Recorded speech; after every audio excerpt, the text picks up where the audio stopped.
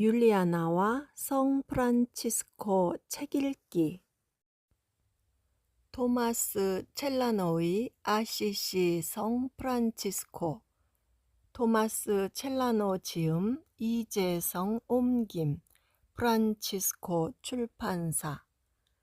토마스 첼라노의 아시시 성 프란치스코 제1생애. 2. 토마스 첼라노의 작품들. 1. 성 프란치스코의 제1생애. 1.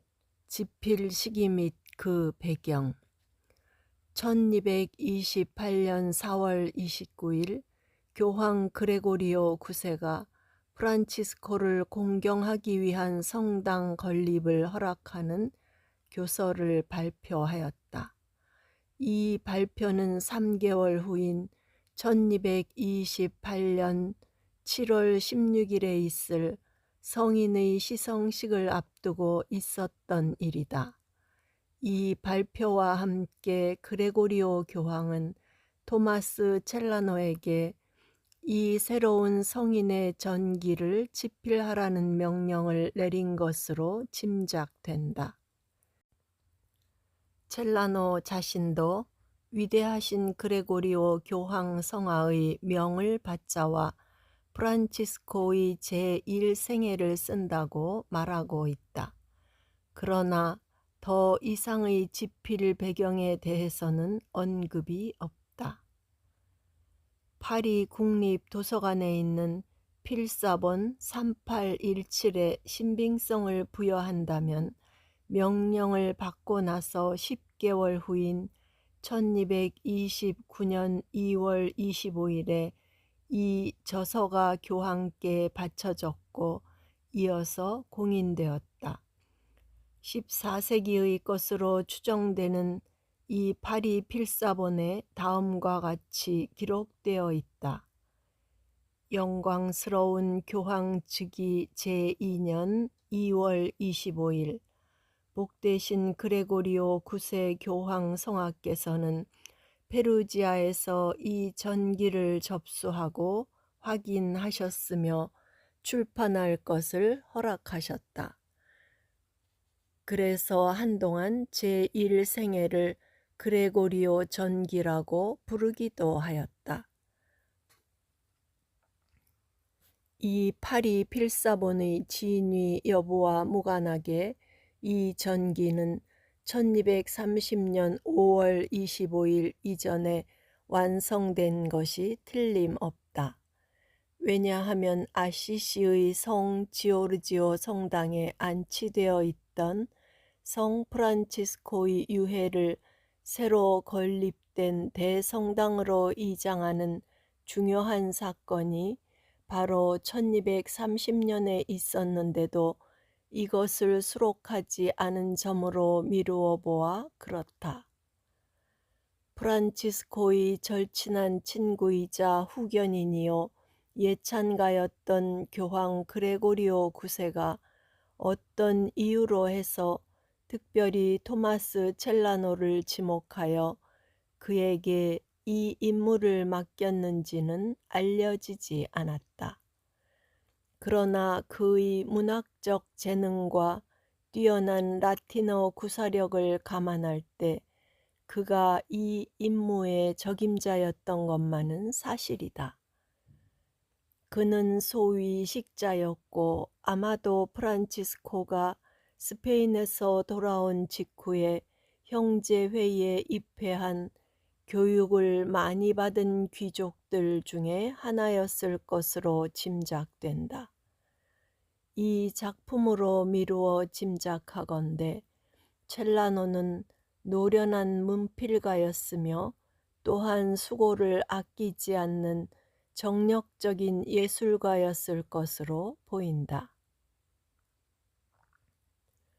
교황을 배경으로 하는 이러한 집필 동기는 역사적 전기를 기대해서는 안 되고 또한 교회 공식성의 입장에서 집필된 생애라는 점에서 이 전기는 프란치스코의 규범적 생애의 성격을 띠지 않을 수 없다. 예를 들면 그 당시 이단들과는 다른 프란치스코의 성청에 대한 순종, 다른 성직자들의 생활과는 탁월하게 다른 프란치스코의 덕행, 그리고 그의 오상이 그렇다.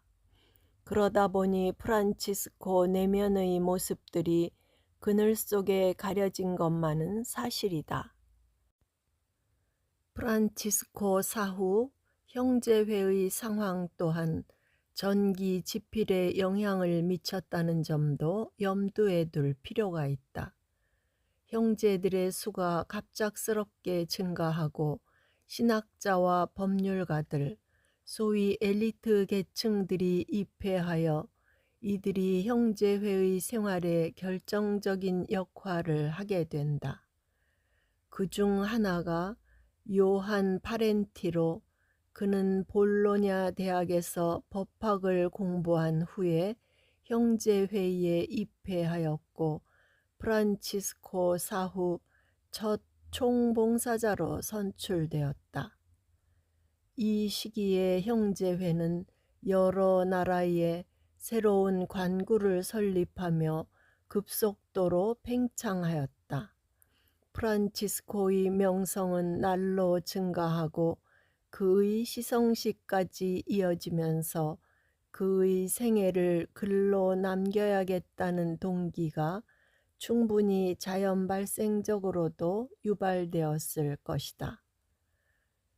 또 형제회 내에서 등장하는 회칙과 유언에 대한 변질하여 가는 해석과 교황청으로부터 내려오는 여러 특전에 대한 형제들의 시각도 지필 동기로 작용하였을 것이나 10여 년 늦게 시작되었던 정체성의 변질은 형제회 내에서 아직은 논란으로 대두되지 않았다. 2. 제1생애의 원천 자료들. 머리말에서 첼라노는 충실하고 신뢰할 만한 증언자들로부터 듣고 얻은 것들을 기록하고 있음을 밝힌다. 따라서 첫 번째 자료는 첼라노 자신이 보고 들은 것들이라고 할 수 있다. 이 제1생애를 분석하다 보면 저자에게 영향을 끼친 프란치스코 이전의 전기 작품들이 있음을 어렵지 않게 알아낼 수 있다. 예를 들면 성 마르티노의 생애, 성 데그레고리오가 쓴 성 베네딕토의 생애, 그리고 클레르보가 쓴 성 베르나르도의 생애가 그것들이다. 책이 흔치 않은 시대였지만 이들의 전기물을 귀족 출신의 사제인 첼라노는 어렵지 않게 구하여 입회하기 전에 이미 접했을 가능성이 크다. 프란치스코의 죽음을 알리는 엘리야의 편지와 시성조사 자료들, 시성칙서, 목격 증인들의 글들을 자료로 사용하였음을 알 수 있고 프란치스코의 글, 유언, 회칙 등도 자주 반영하였음을 알 수 있다. 3. 제1생애의 구조 제1부 1에서 87. 이 부분에서는 탄생부터 1223년 12월 25일까지의 프란치스코의 생애를 다룬다. 여기서는 많은 부분을 프란치스코의 회개와 초기 형제회의에 할애하고 있다. 그러나 저자는 역사적인 순서에 따라 생애를 전개해 나가겠다고 서문에서 밝힌 약속을 엄격하게 따르지 않는다. 프란치스코의 회개와 형제회의의 인준을 이야기한 후 역사적인 순서를 따르는 부분은 스페인과 시리아 여행과 그렉지오에서의 성탄 이야기뿐이며 제1부의 중심 부분이라 할 수 있는 44에서 55번, 58에서 83번은 각각의 주제별로 서술되고 있다. 육화의 겸손이라는 주제가 제1부를 특징 짓는다. 프란치스코를 일생 지배한 겸손은 육화하신 말씀에서 깨달은 것이며 육화하신 말씀을 그렉치오의 성탄 전례 이야기로 장엄하게 경축한다. 생명 없이 누워있는 말씀이신 어린 아기가 프란치스코에 의해서 생명을 가지고 다시 태어난다. 이것이 교회가 프란치스코를 통하여 모든 피조물과 함께 새롭게 태어난다. 제2부 88에서 118. 이 부분에서는 프란치스코 생애의 마지막 2년 동안에 일어났던 사건들을 다루고 있다. 즉 우상의 배경과 그 의미, 세라핌 천사의 발현, 그리고 프란치스코의 임종과 장례식 등이다. 여기서는 순환의 사랑이 전체를 지배하고 있다. 세라핌 천사를 바라봄으로써 프란치스코가 지금까지 듣던 것을 육신의 눈으로 보았고 그 십자가에 달린 세라핌 천사는 곧 순환의 사랑이었다. 오상을 받음으로써 이제 자신이 그리스도로 변모되어 순환의 사랑이 되어버렸고 언제나 교회와 함께하는 순환의 사랑이 되었다. 프란치스코는 여기서 신비로 넘어간다. 그리스도께서 인류 앞에 십자가를 내놓듯이 프란치스코는 인류 앞에 자신의 임종과 더불어 지금까지 숨기기만 해왔던 오상을 펼쳐 보인다. 이것이 전 인류를 위한 구원적 중요성을 지니는 그의 청원 기도라 할 수 있다. 여기에 응답하여 십자가에 못 박히신 그리스도께서는 당신 자신의 상처를 성부께 가져가실 것이고 그러면 성부께서는 아들의 상처 때문에 고통 중에 있는 우리에게 당신의 인자를 보이실 것이다. 제3부 119에서 150. 이 부분에서는 프란치스코 타계 후, 즉 1226년 10월 3일 이후를 다루고 있다.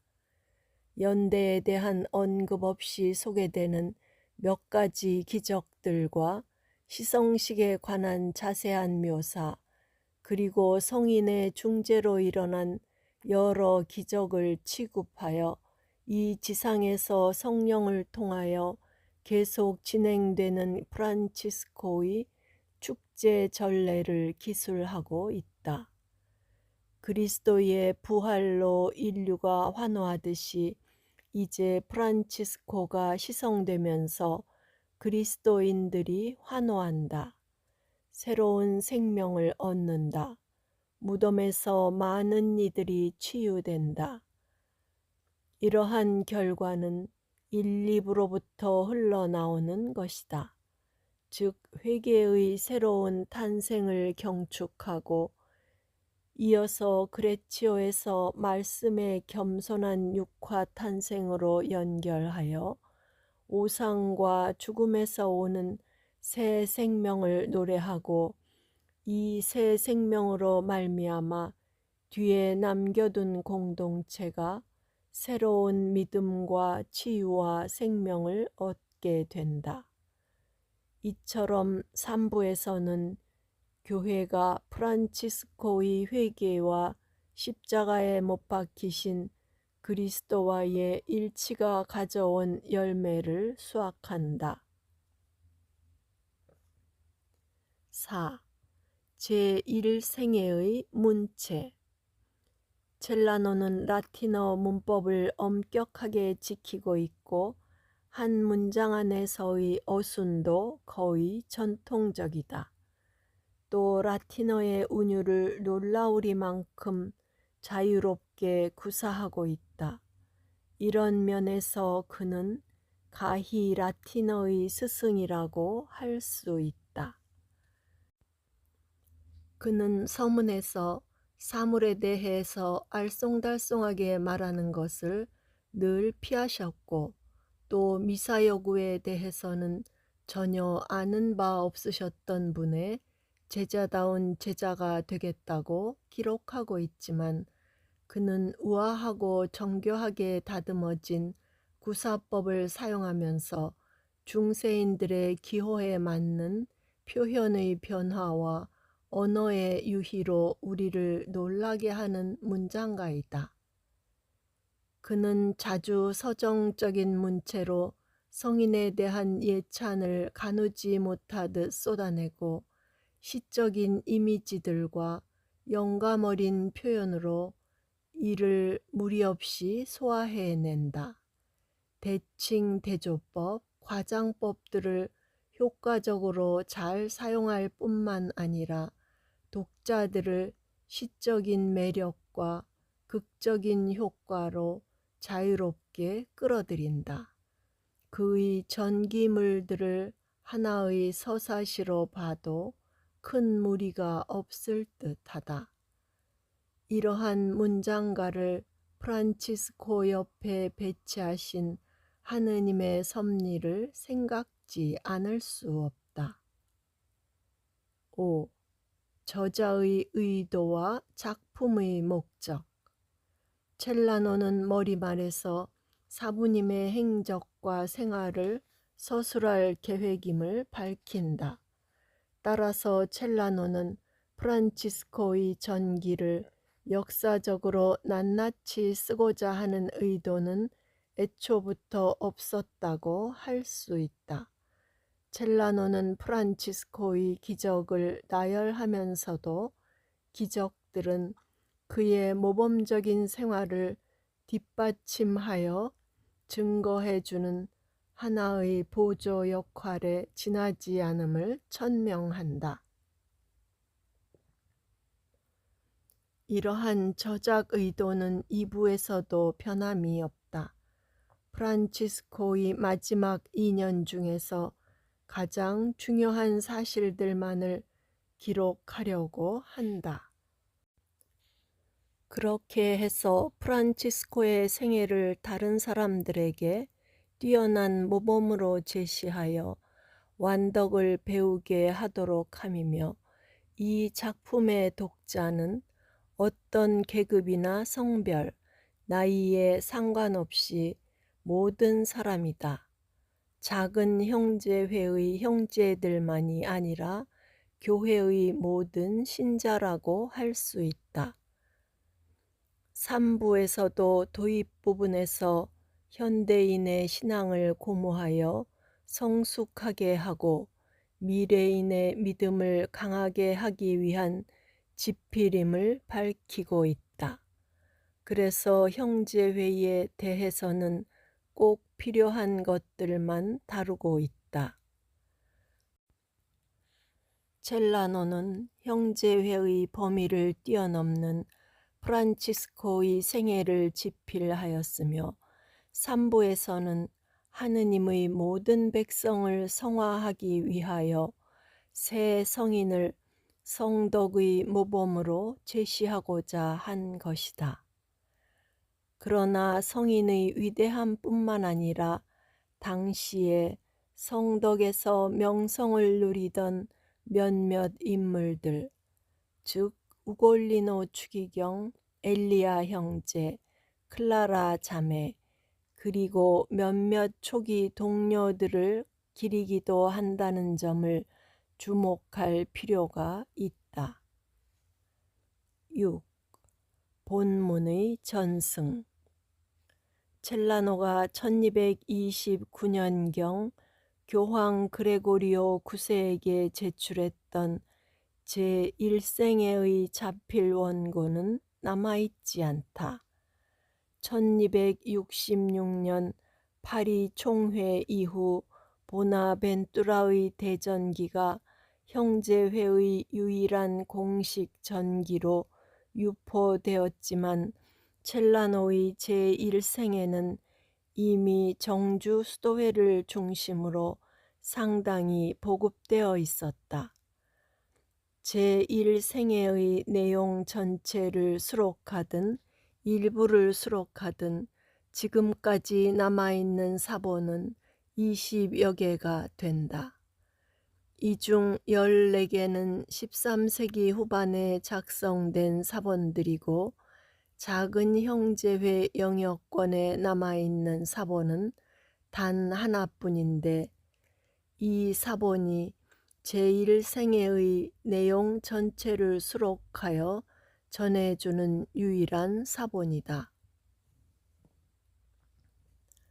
1768년에 볼란디스트 위원들이 성인들의 행적에 제1생애의 일부를 삽입하는데 이때 사용한 사본이 프랑스 시토회 수도원에 있었던 13세기 사본인데 지금은 이것도 사라지고 없다.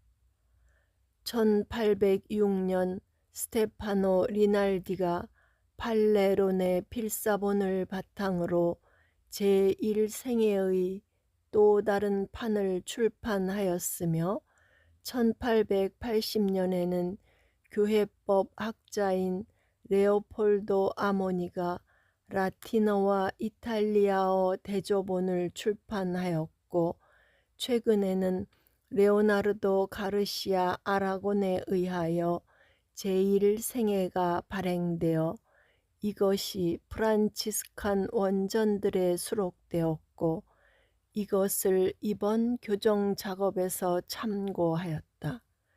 제2생애와 제3생애도 이것을 참고하였다. 주석은 이탈리어판과 스페인어판과 영어판을 참고하였다. 7. 제1생애에 대한 평가. 제1생애에 대한 평가가 늘 긍정적이고 호의적인 것만은 아니었다. 이 전기가 겪어야 했던 공격은 특히 19세기 말이나 20세기 초에 혹독했다. 그런 비판 중에 하나는 제1생애가 당시의 교회와 형제회에서 중요한 세 인물, 즉 교황 그레고리오 9세와 엘리야 형제와 성녀 클라라를 다룬 비중과 관계가 있다. 또 다른 비판은 제1생애의 역사적 가치의 부재를 지적한다. 이들은 첼라노에게 끼쳤던 이전의 문학작품들, 특히 교부학과 정주 수도원 정신의 영향을 겨냥한다. 첼라노는 이전의 문학에서 발췌하여 그것을 프란치스코에게 적용했다는 것이다. 뿐만 아니라 첼라노는 냉정한 이성으로 프란치스코를 바라보기보다는 자신의 영웅을 위하여 열심히 북받쳐 호겨적이고도 교훈적이며 격양된 감성적 어조에 파묻혀 있을 뿐만 아니라 중세의 전기문학 형식을 그대로 프란치스코에게 이양해서 고전적인 전기에 프란치스코를 가두었다는 것이다. 또 하나는 프란치스칸 역사의 중요한 분기점이 되었던 1221년과 1223년 사이 회칙의 최종적인 결정 과정을 첼라노가 누락시킨 점이 제1생애의 가치에 치명타를 입혔다는 것이다. 또 도무지 빠뜨릴 수 없는 인물들인 레오, 안젤로, 마세오 등 프란치스코와 절친했던 초기 형제들을 다루지 않았다는 점이다. 이러한 점들을 감안하더라도 제1생애는 순수한 프란치스코의 인물됨과 가난을 바탕으로 한 탄탄한 초기 형제회의 구조를 잘 보여준다 하겠다. 또 첼라노가 중세 전기의 여러 원형을 도입하지만 그런데도 프란치스코의 생생한 인물됨을 전하는 데에는 제한을 받지 않을 뿐만 아니라 초기 프란치스칸 형제적 공동체의 고유한 전망을 우리에게 제시해 준다고 할 수 있다. 최근 들어 이성을 내세워 프란치스코의 인간적인 측면만을 강하게 부각하려고 하는 현대인들이나 현대 전기 작가들이 성인의 초월적인 면을 의도적으로 도외시하는 실수를 거리낌 없이 저지르는 것을 보면 현대의 전기 문학도 그 부족함에서는 매 일반이다. 8. 첼라노 복음서. 프란치스코를 제2의 그리스도로 부각하려는 편집 의도가 이 책 곳곳에서 발견된다. 제1생애의 정점은 라베르나 산에서 받은 프란치스코의 오상으로서 제1생애에서 전개되는 프란치스코의 모든 사건이 이 꼭지점을 향해 있음을 어렵지 않게 발견할 수 있다. 이는 십자가에 못 박히신 그리스도의 구심점을 두는 복음서들의 편집과 동일하다. 복음서는 오로지 주인공 예수 그리스도에게만 관심이 있지 주변의 다른 제자들에게는 허전하리만큼 언급이 없다. 첼라노도 오로지 프란치스코에게만 초점을 맞춘다. 주변의 동료들에게는 거의 무관심하다. 그런데도 교황 그레고리오 9세와 엘리야에게 예외적으로 지면을 할애하는 것은 복음사가들이 베드로 사도라는 그리스도의 후계자에게 지면을 내준 것과 그 편집이 유사하다. 교황 그레고리오 9세는 베드로의 성좌를 대신하는 인물이며 엘리야는 프란치스코의 대리자이다. 그들은 첼라노 복음서로서 인물 설정의 구도 안에 있는 것이다. 성녀 클라라와 야고바 부인은 복음서에서 마리아 막달레나의 대역으로 아주 적합하다. 또 구약의 모든 예언자가 신약의 예수 그리스도 안에 수렴된다.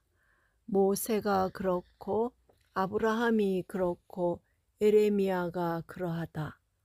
프란치스코 이전의 성인들, 즉 마르티노나 성 베네딕토 그리고 성 베르나르도가 첼라노 전기에서는 프란치스코 안에서 수렴된다. 구약의 예언자들이 신약의 그리스도를 예표하듯이 프란치스코 이전의 성인들은 모두 첼라노 복음서에서 새 성인 프란치스코를 예표할 뿐이다. 무엇보다도 제1생애 83번에서 84회에 걸쳐 프란치스코라는 인물 됨됨이를 묘사하자마자 갑자기 제1생애 84번에서 주님의 성탄 구유 이야기가 등장한다. 이는 마테오 복음 서두에서 42대에 걸친 예수 그리스도의 족보를 써 내려간 후에 예수 그리스도의 탄생 사화가 등장하는 구조와 똑같다. 프란치스코라는 인물 됨됨이를 온갖 수식어를 동원하여 84회나 연속해서 묘사하기란 지루한 일이다. 그런데도 왜 첼라노가 굳이 84라는 횟수를 채우고 나서 이를 마감하였을까? 42 곱하기 2는 84. 이는 프란치스코가 제2의 그리스도라는 것을 암시하고자 한 것이 아닐까. 복음사가들이 그리스도를 주인공으로 해서 복음서를 써 내려갔듯이 첼라노도 그리스도의 자리에 프란치스코를 주인공으로 내세워 새로운 복음서 하나를 써 내려간 것이 제1생애라 할 수 있다.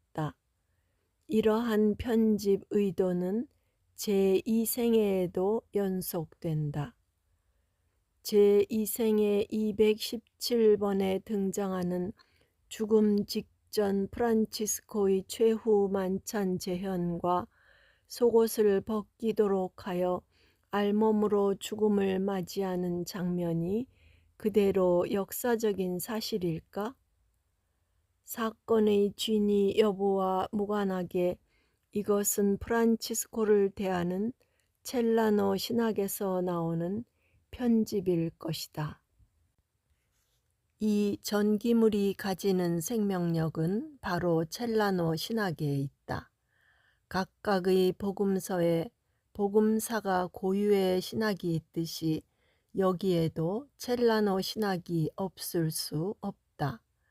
한 인간의 생애가 세례로 시작되고 그의 생애를 통하여 점차 발전해가는 하느님의 개입, 그리고 그리스도와의 일치가 지니는 힘을 첼라노 신학이 말하고 있다. 현대 비평가들이 비판하는 제1생애의 결점들은 기존의 복음서들을 닮은 첼라노 복음서를 쓰고자 하는 첼라노의 편집 의도를 간과한 데서 야기되는 문제들이다. 구독과 좋아요는 힘이 됩니다.